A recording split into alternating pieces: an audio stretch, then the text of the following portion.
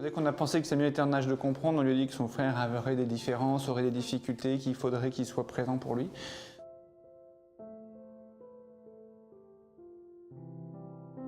Nous, on lui avait expliqué très tôt, de façon, avec des mots très simples. Moi, j'avais dit à Samuel, toi, tu es un petit lièvre, ton frère va être une petite tortue. Donc, toi, tu vas arriver plus loin, plus rapide, plus vite.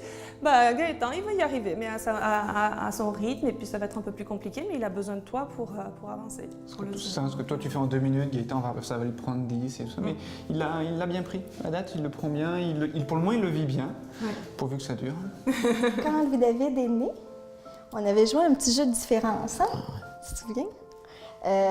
Parce que là, écoute, je me souviens, on avait lu, parce que imaginez-vous donc qu'on voulait qu'il l'accepte de façon adéquate, parce qu'on se disait, c'est important pour nous, là, qu'il... Nous annoncer de la bonne manière aussi, là, parce qu'il était jeune. Effectivement, on avait un de 2 ans, qui venait juste d'avoir 2 ans, puis l'autre qui venait juste d'avoir 4 ans. Puis on voulait leur annoncer, on avait fait le choix de l'annoncer tout de suite. Donc, quelques semaines après, on s'était assis par terre, je me souviens en cercle, puis on avait joué au jeu des différences. Et puis, on avait parlé qu'il y avait des différences. Alors, hey, papa, il a les cheveux noirs, toi, tu as les cheveux bruns. Est-ce que c'est grave? Non, c'est pas grave. Est-ce qu'on l'aime pareil? Ben oui. À un certain moment donné, on avait dit que Louis-David, il y avait une différence qui ne se voyait pas comme ça, qu'il y avait un chromosome de plus dans son corps. Puis on avait dit qu'il est trisomique. Fait qu'on leur avait fait répéter trisomie 21. Puis Gabriel, qu'est-ce qu'il avait dit? Hein? Il va être comique. Oui. Moi, là, j'étais en perpétuel questionnement. Je pense pas que c'est exagéré de le dire. Et en doute perpétuel. OK, est-ce que là, j'ai bien dosé le temps que j'accorde à Judith versus le temps que j'accorde à Joël? Est-ce que là, parce que j'ai pas fait ça avec Joël, je l'ai pas assez stimulé aujourd'hui? Alors, donc, c'était toujours ça. Je dois stimuler suffisamment mon fils pour en faire un enfant le plus autonome possible, le plus qui avance le plus possible, le plus développé possible. Mais en même temps, c'est ça, moi, j'avais ce besoin-là, moi, premièrement, de passer du temps avec ma fille. C'était un besoin, et puis je voulais qu'elle n'en souffre pas, mais moi non plus, je voulais pas en souffrir. Fait que c'est ça. Fait que j'étais constamment dans le doute, constamment en train de me questionner, et en recherche d'équilibre. Et souvent avec des gros sentiments de culpabilité là, vis-à-vis Judith aussi. Je pense que ça va avoir un impact aussi sur l'éducation de nos autres enfants éventuellement. Ouais. Parce que, tu sais, justement, Noah va avoir son parcours à lui, puis je pense qu'il va nous apprendre quand même à, justement, pas se mettre de limites, puis il va faire ce qui lui tente, tu sais, puis au rythme que ça lui tente, tu sais. Puis si nous autres, on va l'épauler là-dedans, peu importe ça sera quoi, puis ça sera comment. Je pense que ça va avoir un impact sur, justement, l'éducation de nos autres enfants parce qu'on va un petit peu projeter ça aussi, puis eux vont grandir là-dedans, tu sais, dans le sens que si ils veulent prendre une pause pour X raison de l'école, ben, tu sais, ils le feront, tu sais, puis ça va juste être bénéfique parce que ça nous montre justement que la vie, ben, c'est pas une équation. Non, exactement. Il n'y a pas d'équation. C'est un chemin de terre battu, tu sais, que tu te promènes gauche-droite, puis c'est pas une ligne droite, tu sais. Fait que je pense que c'est ça le plus beau message que Noah nous apprend, en fait. Sarah avait 2 ans et demi à cette époque. Ça a été très difficile. Moi, j'ai senti beaucoup de culpabilité parce que j'étais comme jamais présente. On était toujours à l'hôpital avec Gabriel. C'était suivi après suivi après suivi. On vivait à l'hôpital. Donc, mais qu'est-ce qui nous a aidés, c'est notre famille. On a une petite famille ici. Mes parents, sa mère et ma sœur. Mais mes parents étaient toujours présents avec Sarah, donc peut-être le processus a été moins difficile pour elle, le fait de toujours voir ses grands-parents, mais moi, j'ai eu beaucoup de culpabilité parce que la présence n'était pas là. Donc le soir, j'essayais de compenser en étant avec elle à 100%, mais c'était pas facile. Je me souviens qu'au primaire, dans les premières années, j'étais très jalouse de Jérémy. Jérémy avait beaucoup d'attention de mes parents, des autres amis, des intervenants de l'école. C'était toujours Jérémy, Jérémy, Jérémy.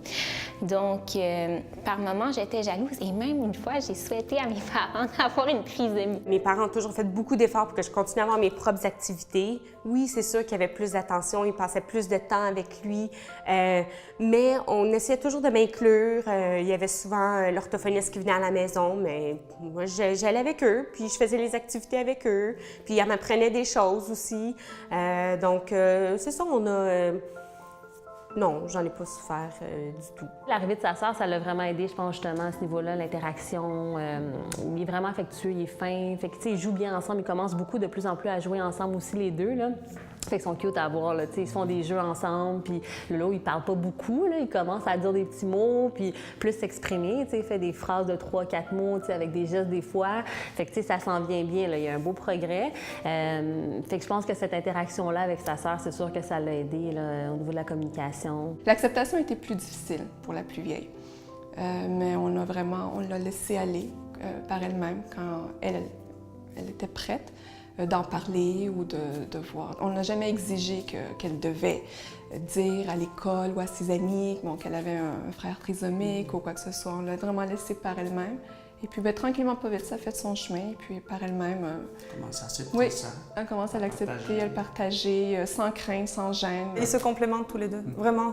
Nous, notre premier, Samuel, est réservé, assez réservé. Il est... c'est difficile, il est dans sa bulle. Et puis Gaëtan, au contraire, le fait sortir de sa bulle. Donc il y a une espèce de complémentarité entre les deux qui est vraiment intéressante. Quand on va dans un parc, c'est Gaëtan qui amène des amis pour son frère Samuel. Donc c'est vraiment intéressant. Et Samuel, ce qu'il amène à son frère, c'est le langage, c'est un modèle. Donc tout ce qui est...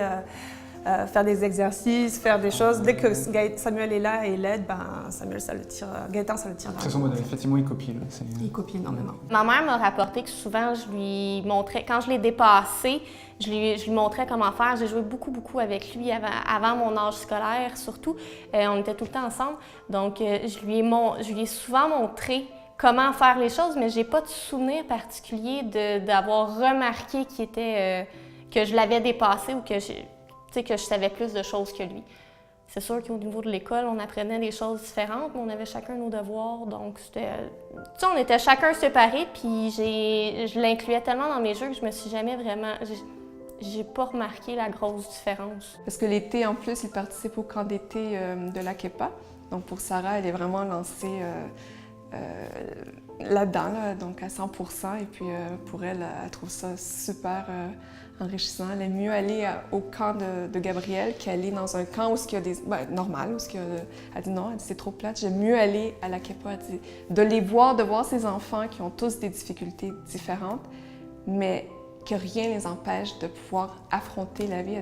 Elle me dit ça, c'est merveilleux. Je pense que oui, avoir un frère comme ça nous fait mûrir parce que vous ne voulez pas, l'espèce de côté maternel est toujours présent, de prendre soin de quelqu'un, de s'assurer qu'on est là pour cette personne en tout temps. Tandis que pour la plus jeune, elle est née là-dedans. Donc pour elle, Gabriel aussi parle le langage des signes, le langage LSQ.